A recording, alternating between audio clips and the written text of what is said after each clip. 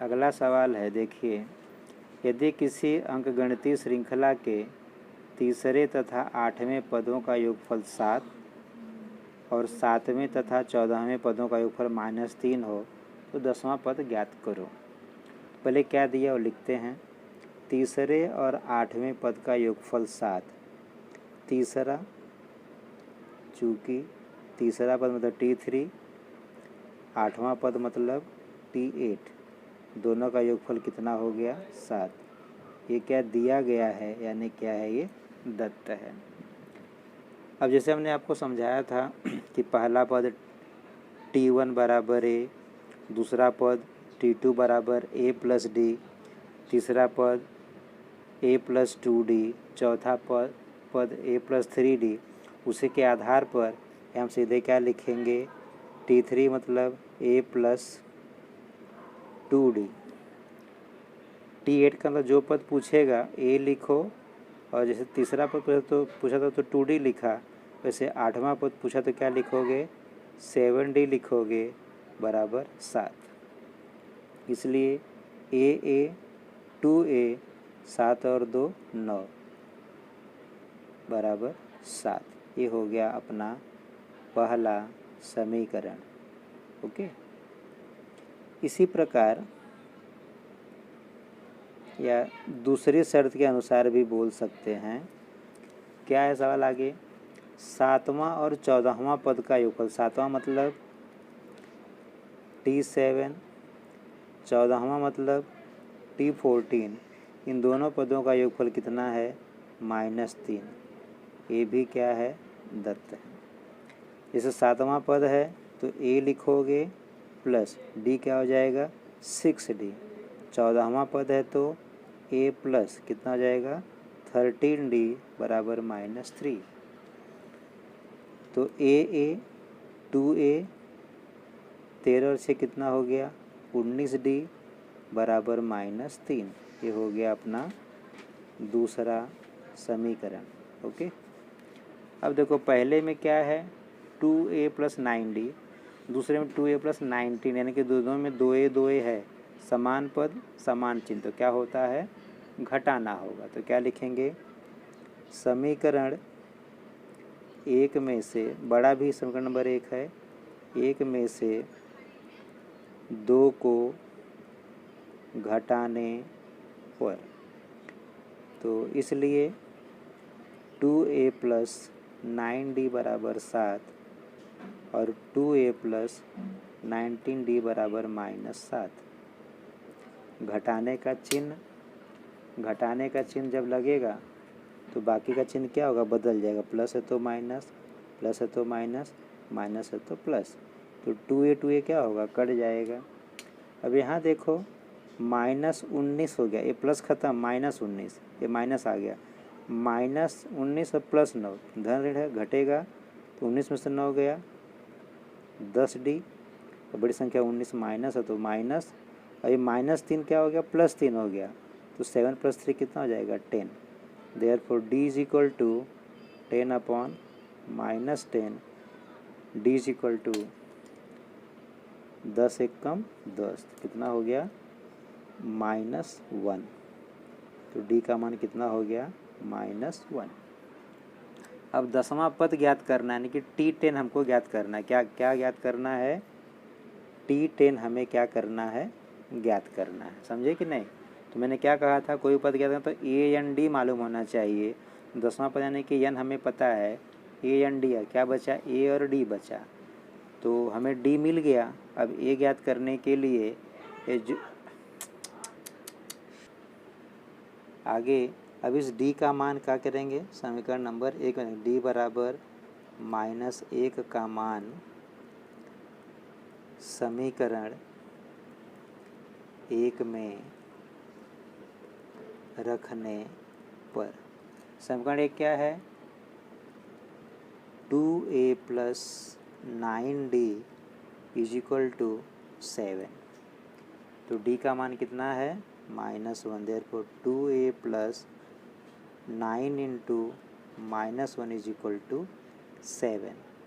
तो 2A plus into minus, -9 is equal to 7, therefore 2a is equal to 7। -9 का जब पक्षांतर होगा तो क्या हो जाएगा +9, देयरफॉर 2a बराबर 16, देयरफॉर a बराबर 16/2, तो a बराबर कितना, 2 अट्ठे 16, कितना हो गया 8। तो ये का मान कितना मिल गया हमें, 8 मिल गया। समझे? तो क्या हुआ, हमें a और d का मान मिल गया। अब 10वां पद ज्ञात करना है, तो T10 हमें क्या करना है, ज्ञात करना है। तो therefore Tn is equal to a plus n minus 1 गुणे d, किससे, सूत्र से, या तो क्या लिखेंगे, फॉर्मूला से। Therefore T10 is equal to a का मान 8, पद कौन सा है, 10वां पद, 10 - 1 गुणे d का मान कितना आया है, आपने यहाँ पे निकाला हुआ कितना, -1 आया है, तो -1। तो 8 धन 10 में से 1 गया 9 गुणे -1, तो ये पूरा पद का गुणा होगा। 8 प्लस इंटू माइनस -9, तो T10 इज इक्वल टू कितना हो गया, -1। 10वें पद का मान कितना हो गया, 1 हो गया। आई बात समझ में? यहाँ पर हमारा अपना 6वां सवाल पूरा होता है। थोड़ा आगे वीडियो में दिखाई नहीं दे रहा है। मान रखेंगे 8 धन n का मान 10 - 1 गुणे d का -1, 8 वैसे रहेगा, 10 में से 1 गया 9 गुणे -1, गुणा पहले होगा, 9 1 कम 9 प्लस माइनस, 8 में से 9 घटेगा नहीं, तो 9 में से 8 घटाएंगे तो 1 आएगा, बड़ी संख्या बड़ी माइनस है तो माइनस का चिन्ह आ जाएगा। इसलिए श्रृंखला का जो 10वां पद है वह क्या होगा, -। इसलिए दी गई अंकगणितीय श्रृंखला का 10वां पद बराबर -1, ये हमारा क्या हुआ, आंसर होगा। ठीक, अभी अगला सवाल देखते हैं, 7वां सवाल। 7वां सवाल देखिए, एक अंकगणितीय श्रृंखला का पहला पद -5, पहला पद -5 और अंतिम पद 45 है, यानी nवां पद, अंतिम पद। यदि उन सभी पदों का योगफल 120 हो तो वे कितने पद होंगे और उनका सामान्य अंतर कितना होगा। तो क्या दिया पहले वो देख लीजिए। पहला पद यानी T1 भी कह सकते हो और A भी कह सकते हो, कितना, -5। अंतिम पद मतलब nवां पद कौन से स्थान पर, ये नहीं पता, कितना है, 45। और उन सभी पदों का योगफल, जितने भी पद होंगे, n पद, अभी तो पद पता नहीं है, क्या लिखेंगे, Sn, कितना है, 120। जैसे मान लो कुल पद जब मिल जाएंगे, तो जैसे मान लो कुल पद 20 है, तो क्या लिखोगे कि 20 पदों का योगफल 120 है। तो हमें पहला प्रश्न पूछा है कितने पद होंगे, अर्थात क्या पूछा उसने, n पूछा है। जितने पद होंगे उन सभी पदों का योगफल कितना है, 120 है। सामान्य अंतर कितना होगा, अर्थात d बताना है। ओके, तो देखिए, जब हमको nवां पद पता है तो nवें पद का सूत्र इस्तेमाल करते हैं। तो यहाँ पे लिखेंगे Tn बराबर a प्लस n-1 गुणे d, क्या लिखेंगे, सूत्र से। कहते हैं जो दत्त मालूम हो उसी से शुरुआत करो। तो nवां पद पता, तो nवें पद के सूत्र से शुरू किए। तो Tn का मान कितना है, 45। पहला पद -5, n तो ज्ञात ही करना है, गुणे d भी नहीं पता है, d भी नहीं पता है, समझे। तो यहाँ पर इसमें से कम एक पद तो मालूम होना चाहिए बच्चों। यहाँ पर अब देखो, दो चीज़ें अज्ञात हो जा रही हैं, एक n और एक d। तो यहाँ पे हमारा सवाल फंस जाएगा, क्योंकि अगर कोई एक अज्ञात होता तो हम उसे आसानी से हल कर लेते। जैसे मैंने कहा यहाँ पे दो दत्त है, एक क्या है यनवा पद 45 है और यन पदों का योगफल 120 है। तो हमने इससे शुरू किया। देखिए इससे शुरू करने का मतलब मैंने वही कहा था कि क्या चाहिए ए एन डी। तो ए तो पता था मगर यन और डी नहीं पता है। तो तीन में से कम जैसे टी एन का भी मान हमें पता है, तो चार में से हमको दो अज्ञात मिला, जबकि अगर एक अज्ञात होता तो सवाल हल हो जाता। तो यहाँ पर हम लोग यनवे पद के सूत्र से आगे नहीं सवाल आ रहा है। दूसरा दत्त क्या है यन है। तो ऐसा देखो यहाँ पे मैंने पहले इसका इस्तेमाल करके हमको क्या लगता है यनवा पद दिया तो यन पद से हल करते आ जाएगा, सवाल नहीं आ रहा है क्योंकि दो यहाँ पे अननोन वेरिएबल है, समझिए अज्ञात चरांक आ गए। तो इसके लिए जो दूसरा दत्त है एन का हम उससे ट्राई करते हैं। ओके पहले कट नहीं करेंगे, देखते हैं यहाँ पे चूँकि एन बराबर n/2 सूत्र का जरा यहाँ पे ख्याल रखना, क्योंकि अगर फिर लिखोगे 2a + n-1 गुणे डी तो फिर वही स्थिति आएगी कि हमको d और n पता नहीं रहेगा, फिर हमको n का और d का मान नहीं मालूम होगा। तो एक अच्छी बात यहाँ पे क्या है, देखो पहला पद और अंतिम पद दिया, तो जो दूसरा सूत्र मैंने आपको लिख के दिया था ना t1 + tn, पहला पद और अंतिम पद, इस सूत्र से भी सवाल को हम लोग हल कर सकते हैं। इसलिए अपने दत्त का विशेष ध्यान रखते हुए सवाल को हल करेंगे। तो देखो एन का मान 120, एन का मान नहीं पता है, पहला पद -5 और अंतिम पद कितना है 45, समझे। तो होता ना अरे सर ये सूत्र कब लगेगा t1 + tn वाला, तो इस तरह से सवाल हल होता है कि t1 भी दिया tn भी। आप डायरेक्ट भी बोल सकते थे कि t1 दिया तो एन का मानेगा, लेकिन हमारी आदत क्या है, अच्छा यनवा पद दिया है तो यन पद का सूत्र लगाते हैं, जब यहाँ पे फंस गए तो फिर दूसरे वाले पे ट्राई करेंगे जो है। तो दूसरे वाले के लिए सूत्र ध्यान होना चाहिए कि पहला और अंतिम पद दिया है तो ये सूत्र लगेगा। अगर हमने फिर से वही लिख दिया सूत्र एन बराबर n/2 क्वेश्चन में 2a + n-1 गुणे डी, तो फिर से हमारा जो सवाल फंस जाएगा। तो 120 बराबर n/2 गुणे प्लस माइनस है घटेगा, पहले से 5 गया कितना बचा 40, इसे काटो 2 दूनी 4, कितना हो गया 120 बराबर n गुणे 20, तो 20 इधर आएगा, 120/20 बराबर n, इसलिए n बराबर कट करेंगे इसे 0 से 0 कट गया, 0 से 0 कट गया, 2 1 कम 2, 2 छक्का 12, कितना आ गया n का मान 6, n का मान कितना आ गया 6, यानी कुल कितने पद है यहाँ पर 6 पद है। तुम्हारा एक अज्ञात आ गया। ओके अब हमको d का मान ज्ञात करना है, तो अब d के लिए हम लोग क्या करेंगे, किस में जाएंगे tn में जाएंगे, इसी में भी जा सकते हो। अब चूँकि tn में जाएंगे, tn बराबर a + n-1 गुणे डी। अब यहाँ पे tn का सूत्र लगेगा, क्योंकि हमको यहाँ पे tn भी मालूम है, a का मान भी मालूम है, n का मान भी मालूम है और d का मान ज्ञात करना है। -5 इस तरफ लेकर आओ तो 45, माइनस इधर आएगा इस तरफ तो क्या हो जाएगा +5 बराबर 6 में से 1 गया 5 गुणे डी, ये कितना हो गया 45 और 5 50 बराबर 5 गुणे डी। अब ये 5 इधर आएगा तो 50/5 बराबर डी, इसलिए डी का मान 5 दहा में 50, 5 दहा में 50, 5 1 कम 5, 5 दहा में 50।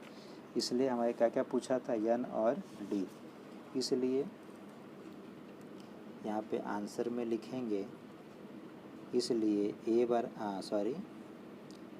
n बराबर 6 तथा d बराबर 10, और ये हमारा क्या हो गया आंसर हो गया। ओके ठीक, ओके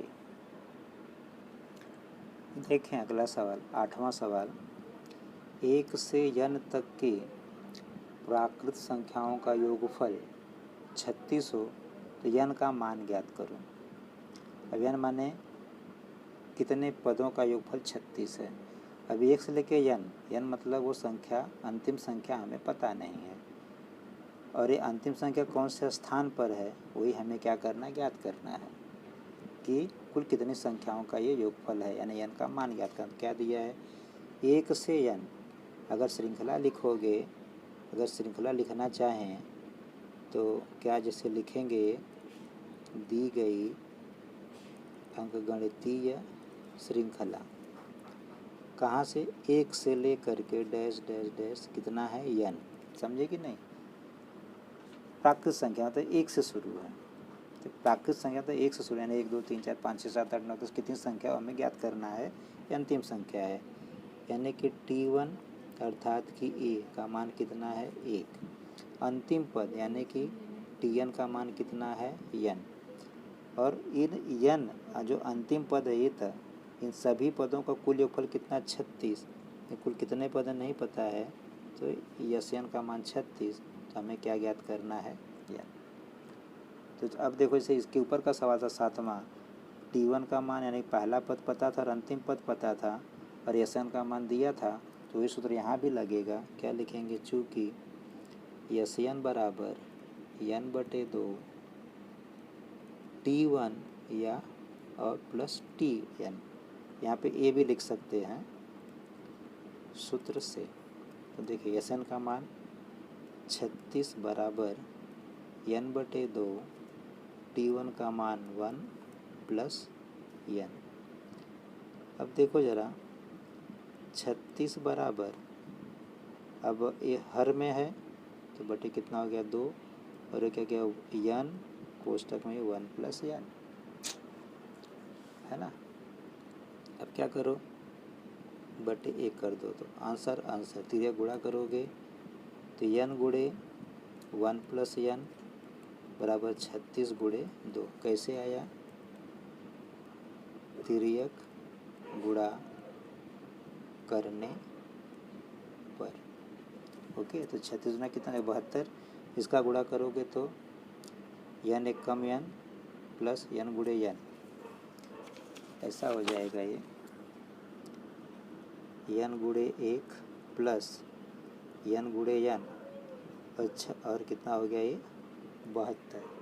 पक्षांतर करो, n एक कम n स्क्वायर माइनस 72 बराबर 0, इसलिए n square plus n minus 72 बराबर 0। अब जैसे पहले गुणनखंड निकाले थे दूसरे से आ जाओ, गुणनखंड हो गया ना, वर्ग समीकरण हो गया। यहाँ पे कितना, 1, यहाँ पे 72 लिखो, माइनस 72 लिखो, दोनों चलेगा क्योंकि हल हमें करना है।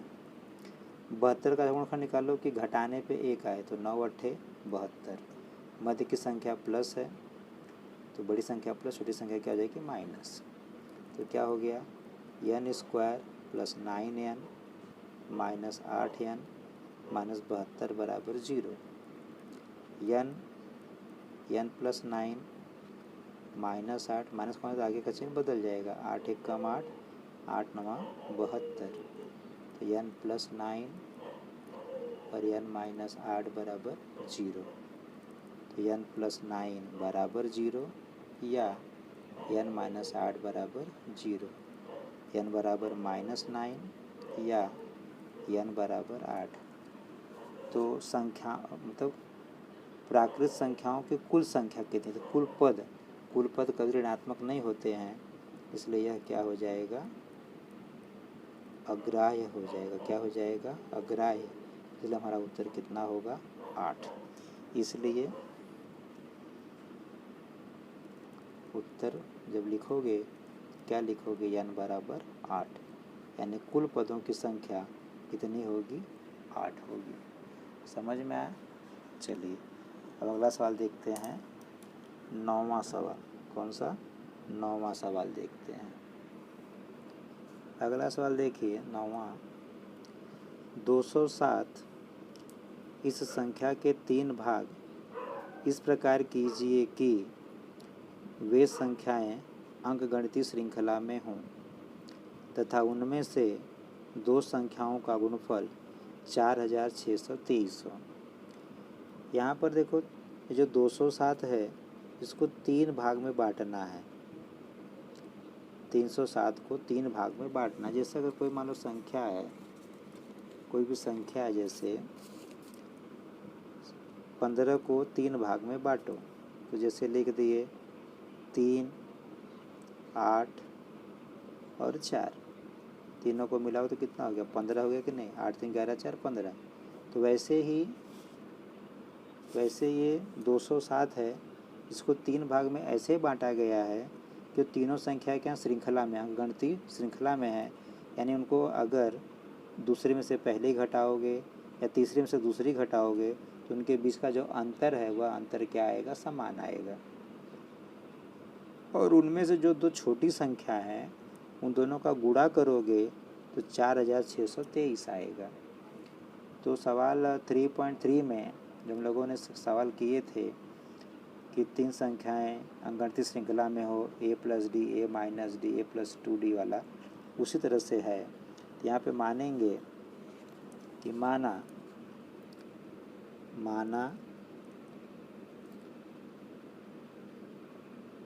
वे 3 संख्याएं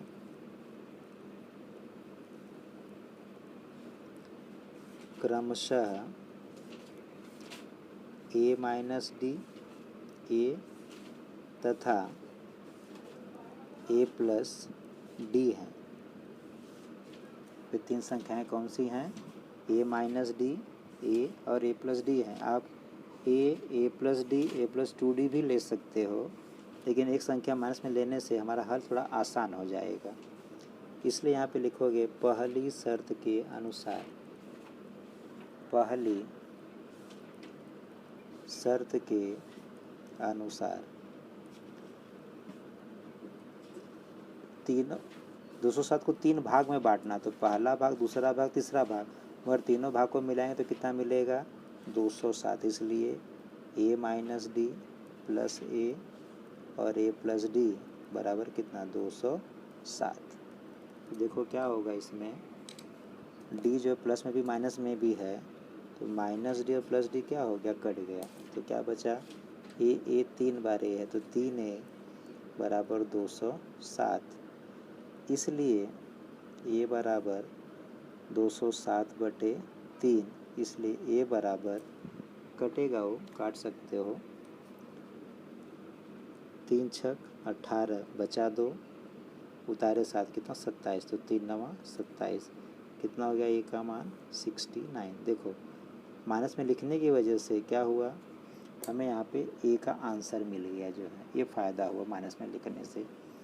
अब दूसरी शर्त के अनुसार, दूसरी शर्त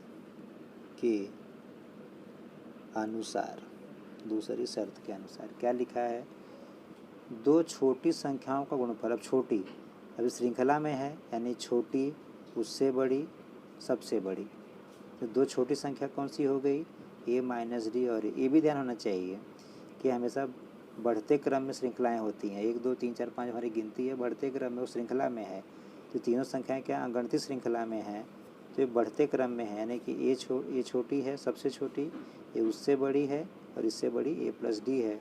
तो दो छोटी संख्याएं, उनमें से दो छोटी संख्या, किताब में छोटी लिखना भूल गया शायद, एक बार चेक कर लेता हूँ। उनमें से दो छोटी, यहाँ पर छोटी लिखना भूल गया मैं, यहाँ पे छोटी है। तो दो छोटी संख्याओं का गुणनफल, तो छोटी कौन सी है? a - d गुणे a, इन दोनों का गुणनफल कितना है? 4623 है। समझे कि नहीं? 4623। अब a का मान 69 आया है तो रख दो यहाँ पे 69 - d गुणे 69 बराबर 4623। यहाँ पे कह सकते हैं a का मान रखने पर। तो 69 पे गुणा है, इधर आएगा तो क्या होगा? भाग। तो 69 - d बराबर 4623/69। भाग देना है तो ये छोटा सा भाग दे के देख लो। 4623 भागे 69, 6 सते 42, 6 अट्ठे 48, 7 बार, 7 नवाई 63, 7 छः 42, 6 48, ज़्यादा हो गया, 6 बार लेके जाओ।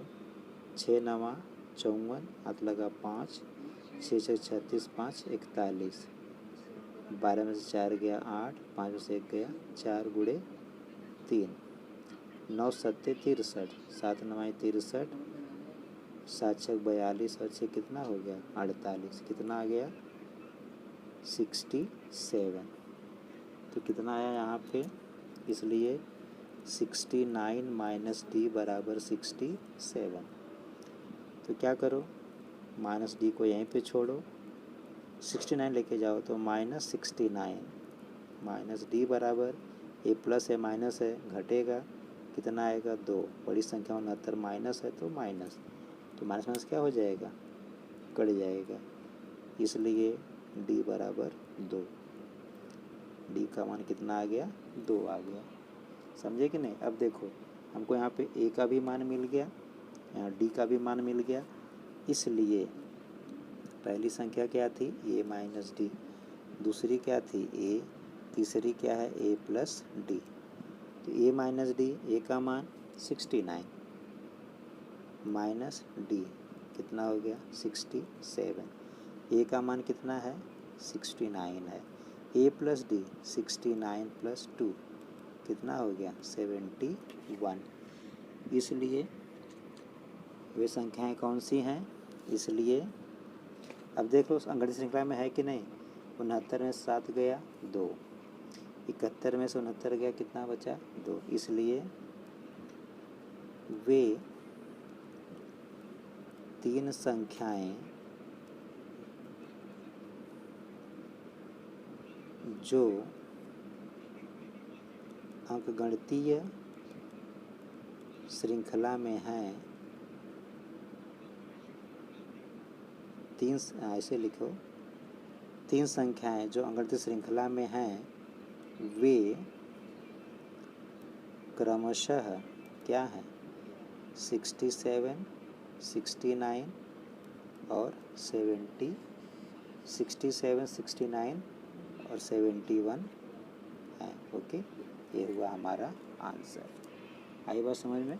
यहाँ पे आपका सवाल समाप्त होता है। अगला सवाल 10वां अगले वीडियो में देखेंगे। Okay, thank you.